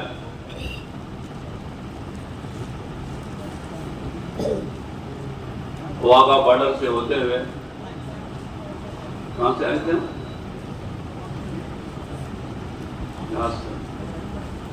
बॉर्डर से कौन सा शहर मिलता? अमृतसर। अमृतसर के बॉर्डर में से पार हुए, फिर उसके बाद एयरपोर्ट में थोड़ी देर इंतजार था। हम सब बातें कर रहे थे, मौलाना कुरान लेके पढ़ रहे हैं, एयरपोर्ट में कुरान पढ़ रहे हैं या हिज़्बुल आज़म पढ़ रहे हैं, दुआओं की किताब है। वक्त आए नहीं, वक्त को उसूल करना हमने देखा है कि कोई वक्त जाए नहीं है। पाबंदी आमाल की, इतना कुरान पढ़ना है वो पढ़ लेंगे, सफर में पढ़ेंगे, हजर में पढ़ेंगे, एयरपोर्ट में पढ़ेंगे, जहाज में पढ़ेंगे, कोई अमल नहीं छोड़ना है। میرے دوستوں تبھی باتوں میں تاثیر پیدا ہوتی ہے. آدمی جو کہتا ہے وہ کرتا ہے تو باتوں میں تاثیر پیدا ہوتی ہے. بات کرنے والے بہت ہیں. ہم لوگ کسی ملک میں جا رہے تھے تو انہوں نے کہا جس ملک میں آپ جا رہے ہو اس ملک میں ان کی زبان میں دین کو سمجھانے والوں کی کمی نہیں ہے. پھر تم کیوں جا رہے ہو؟ بڑے بڑے دکاترہ ہیں، بڑے بڑے جامعہ اسلامیہ مدینہ منورہ سے، جامعہ ازہر مصر سے بڑے بڑے فارغ ہو کر آنے والے علماء کی تعداد پڑی ہوئے. تم تو آدھا پونا گھنٹہ بات کرو گے، وہ تو 4-4-5 گھنٹے بیان کر سکتے ہیں قرآن حدیث کی روشنی میں شاندار فصاحت و بلاغت کے ساتھ آیات قرآنیہ پڑھتے ہوئے، احادیث نبویہ کو پیش کرتے ہوئے شاندار بیان کرنے والے موجود ہیں. تم کیوں جا رہے ہو؟ تمہارا جانے کا کیا فائدہ ہے؟ پھر مولانا نے کہا کہ وہ بیان کر رہے ہیں لیکن عمل کے بغیر. کوئی ان کے بیان کا خود کی ذات پہ اثر نہیں ہے. بیان ہے، علم ہے، علم بول رہا ہے، لیکن زندگی میں وہ سنت نہیں ہے، سنت کا رنگ نہیں ہے اور سنت کا سے سانچے میں ڈھلے ہوئے نہیں ہیں. بیان ہے، لوگ سن بھی رہے ہیں اور سننے والے اکثر دیواروں سے ٹیک لگا کے پیر لمبے کر کے بیان سنتے ہیں. قبلے کی طرف پیر ہیں اور چاروں طرف دیوار سے ٹیک لگا کے لوگ بیٹھے اور ٹھاٹ سے بیان سن رہے ہیں. کوئی زندگی میں فرق نہیں آ رہا ہے. آپ جا رہے ہو اور آپ ایک چلہ 4 مہینے گزارتے ہو، پورے ملک میں عجیب غریب حالات بدلتے ہیں، انقلاب آتا ہے. وجہ کیا ہے کہ تم جو کہو گے وہ عمل کرتے ہوئے کہو گے، سنت کے مطابق زندگی. تمہارا کھانا، تمہارا پینا، تمہارا سونا، تمہارا چلنا، ہر چیز سنت کے مطابق ہوتی ہے. اس لیے تمہاری بات اگرچہ معمولی ہوتی ہے لیکن تمہاری باتوں میں خدا تاثیر ڈالتے ہیں. تاثیر تو عمل سے پیدا ہوتی ہے، باتوں سے تھوڑی پیدا ہوتی ہے. بات دنیا میں کرنے والے بہت ہیں. تو اگر میرے دوستوں اور بھائیوں، پتہ نہیں بات کہاں سے کہاں ہو گئی، تو میں یہ کرنا چاہ رہا تھا کہ دعوت ہضم ہو رہی ہے. اس کا مطلب یہ ہے کہ آدمی اپنے بارے میں سوچے کہ فکر آخرت کا غلبہ مجھ پر ہے. اللہ کے ہاں جواب دینا ہے. اللہ ہر چیز کا حساب نہیں. اور جب آدمی دعوت میں چلتا ہے تو یقین بنتا ہے، ایمان بنتا ہے، اور ایمان اتنا بن جاتا ہے کہ فرائض ادا کرنا آسان اور حرام سے بچنا آسان ہو جاتا ہے. دعوت سے بنیاد جو چیز ہے وہ ایمان کا بنانا ہے. ایمان جب بن جاتا ہے تو فرائض ادا ہو جاتے ہیں. مولانا نے سنا کہ ایک آدمی دعوت میں چلا 4 مہینے، ایمان بنا، اس نے 17 سال کی زکوٰۃ نکالی. 17 سال سے زکوٰۃ نہیں دی تھی، 17 سال کی زکوٰۃ نکالی. ایک صاحب نے مسئلہ پوچھا کہ مولانا ہم نے زمین لی بیچنے کے لیے 1.5 کروڑ کی، وہ بیچی نہیں، ہر سال کچھ نہ کچھ ہوتا رہا، قیمت نہیں ملی. اب وہ 10-12 سال ہو گئے، اس کی زکوٰۃ نکالنی ہے کہ کیا کرنا ہے؟ ہم نے کہا کہ آپ کو ہر سال کے حساب سے 1.5 کروڑ کی زکوٰۃ نکالنی ہے. تو 1.5 کروڑ کے کتنے ہوتے ہیں زکوٰۃ میں؟ کتنے ہوتے ہیں؟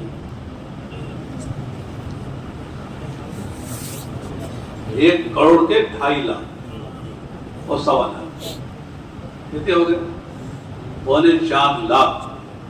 اور 10 سال کی تقریباً 40 لاکھ. 40 لاکھ زکوٰۃ نکالنا آسان ہے؟ جان نکل جاتی ہے. 40 لاکھ اماں کے 40 لاکھ، لیکن اندر ایمان ہے تو نکالے گا.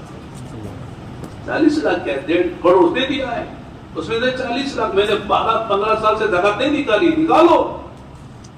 نکالو گے تو نقصان نہیں ہے، وہاں جمع ہو رہا ہے، اللہ کے بینک میں جمع ہوگا. اگر نہیں نکالیں گے تو اللہ کو حساب دینا پڑے گا. یہی تمہارا مال تمہارے گلے کا توق سانپ کی شکل میں بن جائے گا اور نوچے گا. اور یہی چیزیں تمہارے آنکھ میں تباہ کر پیشانی پر، پہلو پر، پیٹھ پر داغا جائے گا۔ اندر ایمان بنتا ہے میرے دوستوں، آدمی پائی پائی کا حساب لگا کے زکات نکالتا ہے۔ 20 سال کے فرماتے ہیں کہ لوگوں نے نمازوں کی قدر کی ہے، 20 سال سے نماز نہیں پڑھی بالغ ہونے کے بعد سے، اب فکر پیدا ہو گیا فرض ایک قرض ہے اللہ کا، اسے ادا کرنا حل میں ضروری ہے، معاف نہیں ہوتا ہے۔ فرض جو ہے قرض کی طرح ہے، اسے مجھے پورا کرنا ہے، ادا کرنا ہے۔ تو آدمی حساب لگا کے 20 سال کی نماز پڑھ رہا ہے اور صاحب ترتیب بن گیا، اب کوئی نماز اس کے ذمہ میں باقی نہیں ہے، کسی کا حق باقی نہیں ہمارے ذمہ۔ میرے دوستوں، حقوق اصل ہے، کسی کا حق ہمارے ذمہ نہ ہے، جان جان کر ہر ایک کا حق ادا کرنا۔ میں آپ کو سے عرض کرتا ہوں کہ وراثت میں باپ کے مرنے کے بعد جس طرح بیٹوں کا حق ہے، بیٹیوں کا حق ہے کہ نہیں؟ لیکن بہت سے لوگ کیا کہتے ہیں، ابا نے بہن کی نکاح میں 50 لاکھ روپے خرچ کیے تھے، اتنا زیور دیا تھا، اتنا جہیز دیا تھا، ادا ہو گئے نا، اب کہاں تھے کہ نا زندگی میں جو دیا اس کا حساب نہیں ہے۔ زندگی میں باپ بیٹی کو بھی دیتا ہے، بیٹے کو بھی دیتا ہے، اپنی بیوی کو بھی دیتا ہے، اس کا حساب نہیں ہے۔ ہاں البتہ یہ حکم ہے کہ زندگی میں برابر سرابر دو، ایک بیٹے کو زیادہ ایک بیٹے کو کم دے، یہ صحیح نہیں ہے، حساب ہوگا۔ ایک صحابی آئے اور آگے کہ اللہ کے نبی، میں نے اپنے فلاں بیٹے کو یہ اتنا میں نے دینے کا ارادہ کیا ہے، آپ اس پہ گواہ رہنا۔ آپ نے فرمایا کہ سارے بیٹوں کو دیا ہے کہ ایک ہی کو دے رہے ہو؟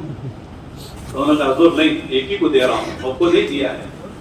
آپ نے فرمایا کہ میں ظلم پر گواہ نہیں ہوتا، یہ ظلم ہے تمہارا، ایک بیٹے کو دے تو دوسرے بیٹے کو نہیں دیتے ہو۔ جب زندگی میں دے رہے ہو، بیٹی ہو بیٹا برابر برابر دو۔ ہاں مرنے کے بعد وراثت میں بیٹے کے 2 حصے، بیٹی کا 1 حصہ، وہ شریعت کہہ رہی، قرآن کہہ رہا ہے۔ تو مرنے کے بعد جتنی چیزیں ہیں ان سب میں ہر وارث کا حق ہوگا۔ مولانا نے سنایا تھا ایک آدمی کا انتقال ہوا، اس کے کپڑے اتارے، اس کے کپڑے میں سے جیب میں سے ایک الائچی نکلی، تو فرمایا اس الائچی میں بھی سارے ورثاء کا حق ہے، ایک الائچی میں۔ اب بولو زمین ہے، جائیداد ہے، پیسہ ہے، دکان مکان ہے، اس میں حق نہیں؟ یہ بہت اہم بات ہے۔ میں تو کہتا ہوں جتنا اللہ تعالیٰ نے قرآن میں وراثت کے مسئلے کو کھول کے بتایا ہے، کوئی مسئلہ اتنا کھول کے نہیں بتایا۔ نماز بھی نہیں بتائی، روزہ بھی اتنا کھول کے نہیں بتایا، اتنا وراثت کے مسئلے کو کھول کے بتایا ہے۔ بیٹی کا اتنا، بیٹا کا اتنا، ماں باپ کا اتنا، بیوی کا اتنا، اگر بچے ہوں تو اتنا، نہیں ہو تو اتنا، شوہر کا اتنا، اولاد ہو تو اتنا، نہیں ہو تو اتنا، یعنی پورا ایک رکوع ہے۔ اور پورے قرآن میں حفاظ کہتے ہیں، علماء کہتے ہیں سب سے مشکل رکوع یہی ہے، پڑھنے میں، یاد کرنے میں۔ یوصیکم اللہ فی اولادکم للذکر مثل حظ الانثیین، یہ پڑھ لینا، تفسیر دے، ترجمہ دیکھ لینا۔ جیسے یاد کرنے میں مشکل ہے، عمل کرنے میں مشکل ہو گیا ہے، لیکن اندر ایمان بنے تو کوئی مشکل نہیں ہے۔ دنیا ہے کیا؟ اس لیے فرماتے دعوت سے اتنا ایمان بناؤ، اتنا ایمان بناؤ کہ اللہ کے فرائض آسان ہو جائے اور اللہ کے حرام کردہ چیزوں سے آدمی کا بچنا آسان ہو جائے، ہر حرام سے بچنا آسان ہو جائے۔ فرائض اللہ کے حقوق ہیں اور حرام چیزیں اللہ کے حدود ہیں، حدود پر نہیں جانا اور اللہ کے حقوق پوری طرح ادا کرنا۔ یہ ساری ہم خود اس پر آئیں اور ساری امت اس پر لانا، اس کی ایک محنت ہے، اس کا نام تبلیغ و دعوت ہے۔ ہم دعوت دے رہے ہیں برسوں سے، لیکن ہمارے ذمہ دوسروں کے حقوق ہیں۔ بھائی ایک آدمی کو زمین بیچ دیتا ہے اور ایڈوانس لے لیا اور اگریمنٹ ہو گیا، اب زمین جس نے خریدی اس کی ہو گئی اور پیسہ بیچنے والے کا ہو گیا۔ اب واپس لینا جائز نہیں ہے، لیکن ہوتا کیا ہے، اگر کسی اور آدمی نے کہا کہ آپ نے اتنے کم میں بیچ دیا ہے، آپ کی زمین اور مہنگے بھی جا سکتی ہے اور زیادہ میں خرید سکتا ہوں، آپ نے جو ہے 1000 روپے اسکوائر فٹ بیچا ہے، میں 1500 میں لوں گا، یا فلاں آدمی گراہک ہے، پارٹی ہے، تو آدمی بدل جاتا ہے، کہتا ہے ہم نہیں بیچیں گے، آپ کا ایڈوانس واپس لو، میری زمین واپس کرو۔ یہ ناجائز ہے، جائز نہیں ہے کہ پیسے کے لالچ میں آدمی جو معاہدہ کیا تھا بیچنے کا، ایڈوانس پیسے لے لیا، اگریمنٹ کر لیا، اور 3 مہینے کے بعد باقی پیسے دے کر جو ہے آدمی جو ہے وہ زمین رجسٹریشن کروائے گا، لیکن آدمی پیسے کے لالچ میں آدمی جو ہے زبان بیچ دیتا ہے۔ لاکھوں آئے ہم نہیں کریں، نہیں بیچیں گے۔ یہ قصہ سنی ہے، ابھی چند سال پہلے کی بات ہے، ایسے لوگ آج بھی ہیں۔ ہم سمجھتے ہیں یہ سب پچھلے زمانے کی باتیں، مولانا آج کون ہے؟ بنگلور ہی کا اخبار میں آیا تھا، ایک تاجر تھے جن کا کاروبار بمبئی سے تھا، بمبئی سے آتے تھے، مال لاتے تھے، بیچتے تھے، بڑے تاجر آدمی تھے، جاتے 2 دن میں آتے تھے، لیکن بعد میں 15 دن 8 دن رہنے لگے بمبئی میں، تو بیوی کو شبہ ہو گیا کہیں گڑبڑ تو نہیں ہے، اس لیے کہ بیوی ہر چیز برداشت کر سکتی ہے لیکن سوکن برداشت نہیں ہے، تو اس نے سوچا کہیں شادی تو نہیں کر لی، 8 دن 10 دن رہنے لگے وہاں جا کے، لیکن اس نے کچھ کہا نہیں، اپنے آدمی کو پیچھے لگایا، بمبئی جاؤ ایسا کہ پتہ بھی نہ چلے اور دیکھو کہاں رہتے، کیا کیا کرتے ہیں، کوئی گڑبڑ تو نہیں ہے۔ تو جو وہ آدمی گئے، واقعی جو بیوی کا گمان تھا سچ نکلا، دوسری شادی کر لی وہاں پر، اس لیے وہاں 8 دن 10 دن رہنے لگ گئے، بیوی کو بتایا بھی نہیں تھا، لیکن جب بیوی کو پتا چلا تو بیوی نے ظاہر نہیں کیا کہ مجھے معلوم ہو گیا ہے، وہ ایسے ہی رہی جیسے پہلے رہتی تھی۔ ایک زمانہ بیتا، گزرا، پتہ نہیں سال گزرا، 2 سال گزرے، جو بھی، اس کے بعد ان حضرت کا انتقال ہو گیا، تاجر صاحب کا۔ اب جو پہلی بیوی تھی، اللہ کے ڈرنے والی، قیامت میں حساب کتاب ہوگا اسے یقین رکھنے والی، اس نے اپنے شوہر کا جتنی جائیداد تھی پورا حساب لگایا، اور حساب لگا کے کہا کہ تم میری سوکن ہو، میں تمہاری سوکن ہو، تمہارے اور میرے شوہر کا انتقال ہو گیا ہے، اس جائیداد میں تمہارا حصہ اتنا، میرا اتنا حصہ ہے، لہذا اتنے لاکھوں روپے وہ جو آدمی گیا تھا اس کے ہاتھ بھیجے کہ لے جا کر اس کو دو، یہ کہہ کر کہ ان کا انتقال ہو گیا، تم کو بھی شاید پتا ہے، اور میرا تمہارا جو ہے سوگن کا رشتہ تھا، اور شوہر کے مال میں دونوں کا حصہ ہے، بیوی کا حصہ ہوتا ہے، لہذا تمہارے اتنے لاکھ روپے، میرے اتنا لاکھ روپے، اسے قبول کر لو تاکہ مجھے اللہ کے ہاں جواب دینا پڑے۔ ایسی عورتیں ہیں، بس بات یہاں ختم نہیں ہو گئی، آگے اور سنیے۔ اس اللہ کی بندی نے جب وہ مال لاکھوں کی تعداد میں اس کے پاس پہنچا تو اس نے آنکھوں سے آنسو بھرتے ہوئے کہا کہ اللہ جزا خیر دے، میں یہ خط لکھا، اللہ آپ کو جزا خیر دے، آپ نے اپنا حق ادا کیا، لیکن مجھے بھی اللہ کے سامنے جانا ہے، مجھے بھی اللہ کو جواب دینا ہے، لہذا میں اللہ تمہیں جزا خیر دے کہ میرے شوہر نے 6 مہینے پہلے مجھے طلاق دی تھی، لہذا میرا کوئی حصہ میرے شوہر کے مال میں نہیں ہے، 6 مہینے پہلے طلاق دے دی، اب میرا حصہ میرے شوہر کے مال میں نہیں ہے، میں جو ہے شوہر سے الگ ہو گئی ہوں، لہذا یہ پیسہ بھی تمہارا ہے، واپس کر کے۔ ایسی عورتیں ہیں ایمان والی، ان کے دل میں اللہ کا ڈر ہوتا، اللہ کا خوف ہوتا ہے، پیسے کی کیا حیثیت ہے؟ اللہ کا ڈر جب دل میں آتا ہے، آدمی کسی کا 1 پیسہ نہیں کھاتا ہے، معاملات صاف ہوتے ہیں۔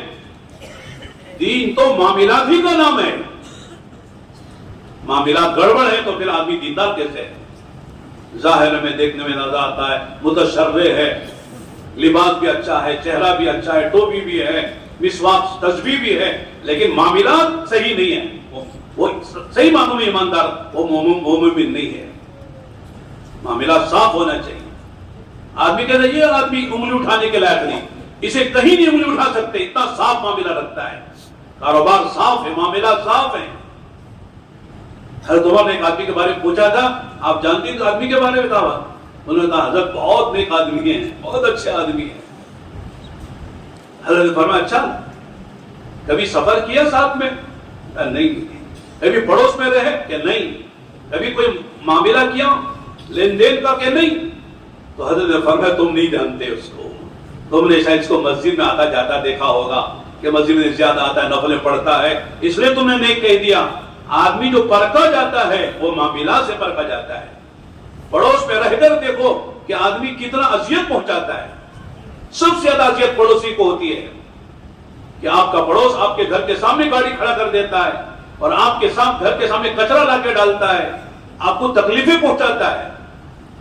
پڑوسی سے بچنا مشکل ہوتا ہے اگر دینداری نہیں ہے۔ اور پھر آدمی سفر میں کھلتا ہے، سفر کے معنی بھی کھلنے کے ہیں کہ بہت اچھے نظر آئے، سفر میں گئے تو پتا چلا حضرت کو کتنا غصہ ہے، حضرت کتنے بخیل ہیں، کتنے جلد باز ہیں اور کتنا انتقام کا جذبہ رکھتے ہیں۔ سفر میں پتا چلتا ہے نا، 4 مہینے جا کے دیکھو بیرون میں پتا چلتا ہے کہ حضرت کے اندر کیا کیا چیزیں چھپی ہوئی ہیں۔ سفر میں آدمی سمجھ میں آتا ہے کہ واقعی کیسا ساتھی ہے۔ تو آج میرے دوستوں اور بھائیوں، تبلیغ صرف چلے 4 مہینے لگانے کا نام نہیں ہے، بلکہ پھرنا چلنا اس لیے کہ ساری باتیں ہماری زندگی میں آئیں، اللہ کا تعلق ملے، نماز کا ذوق ملے، جنت کا شوق ملے، جہنم کا خوف ملے، ہر ایک کی خیرخواہی کا جذبہ ہمارے دلوں میں ہو۔ ہم کسی کا برا نہیں چاہتے، ہم ہر ایک کا بھلا چاہتے ہیں۔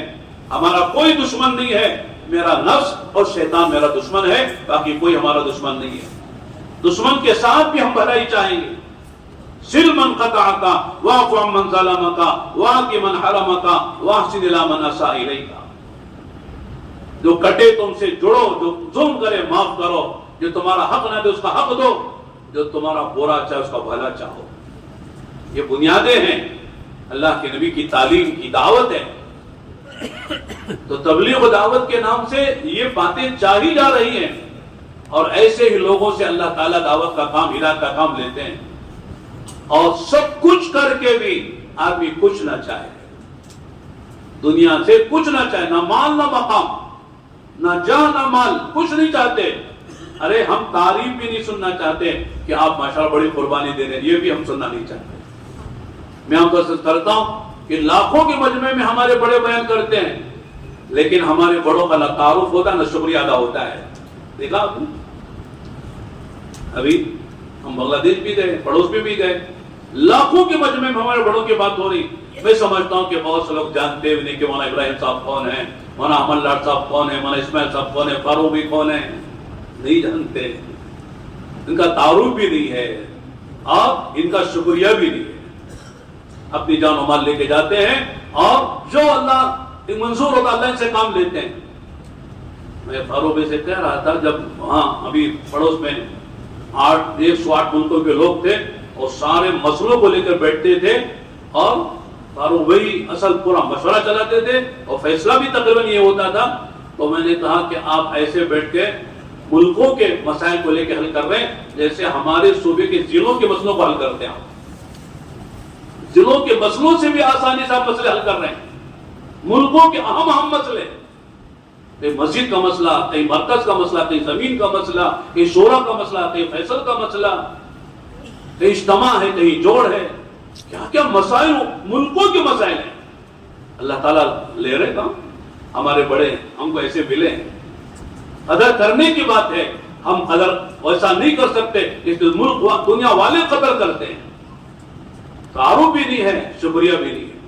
تو دعوت کا یہی صحیح نہج ہے، ہم اپنا تعارف نہیں کرانا چاہتے، اللہ کا تعارف کرانا چاہتے ہیں۔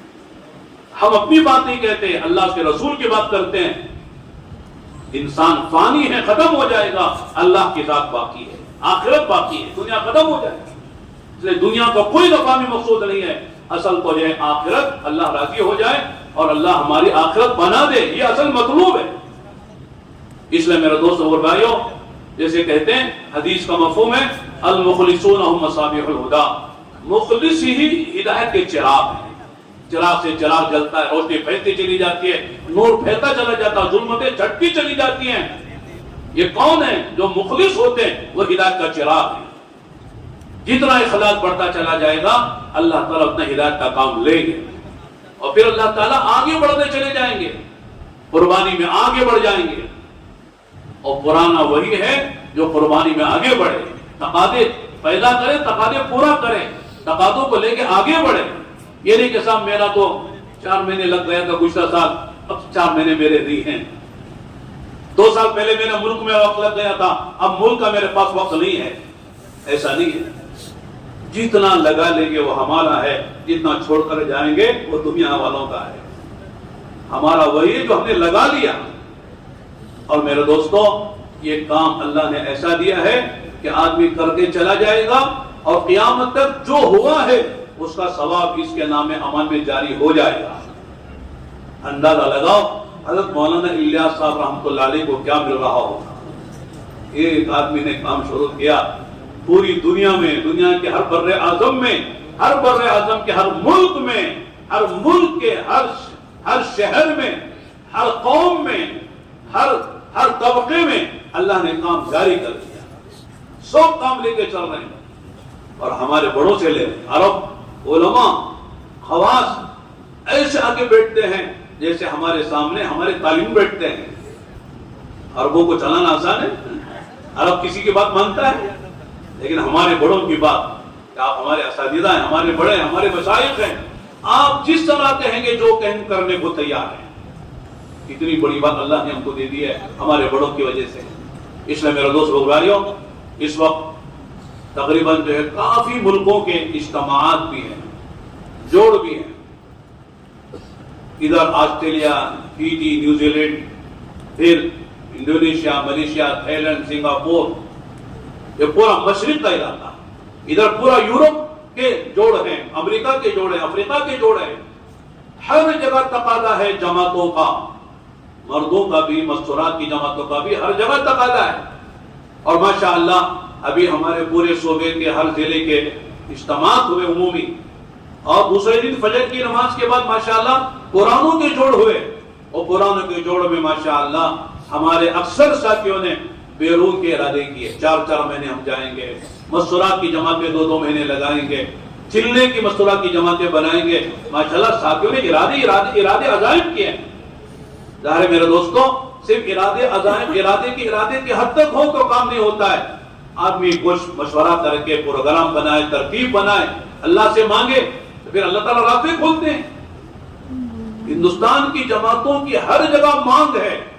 ابھی آپ نے کل عصر کے بعد سنی کارگزاریاں مختصر ملکوں میں ہماری جماعت جا کر کیسے اللہ نے کام لیا۔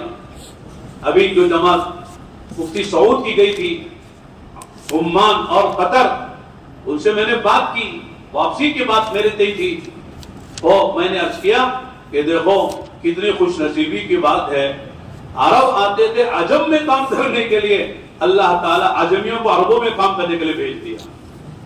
ہماری حیثیت کیا ہے؟ ہم عجمی لوگ ہیں، عربوں میں کام کریں، ہماری مستورات کام کر رہی ہیں، ہمارے مرد جا کر عربوں میں کام کریں، عرب ہماری بات سن رہے ہیں اور ہماری باتوں پر کھڑے ہو رہے ہیں۔ اتنی بڑی دولت اللہ نے عطا فرمائی ہے۔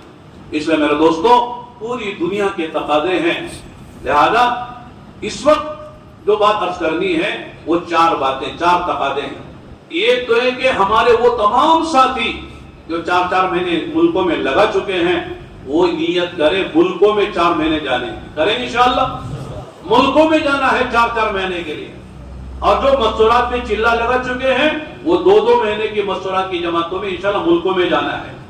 اور پھر میرے دوستوں، اسی طرح اپنی مستورات کے ساتھ، ابھی تک چلہ ہمارا نہیں لگا ہے، جس وجہ ہم 2 مہینے نہیں جا سکتے ہیں، تو کم سے کم اچرا لگ گیا ہے، تو ابھی ماشاءاللہ رمضان کے بعد مستورات کے ساتھ ہماری بچوں کی اسکولوں کی چھٹیاں بھی آ رہی ہیں، اس وقت چلہ نکلنا آسان ہے، تو کم سے کم چلے کے ارادے کریں۔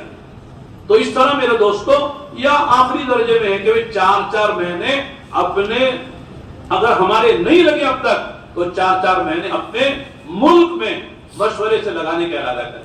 یہ 4 تقاضے ہیں.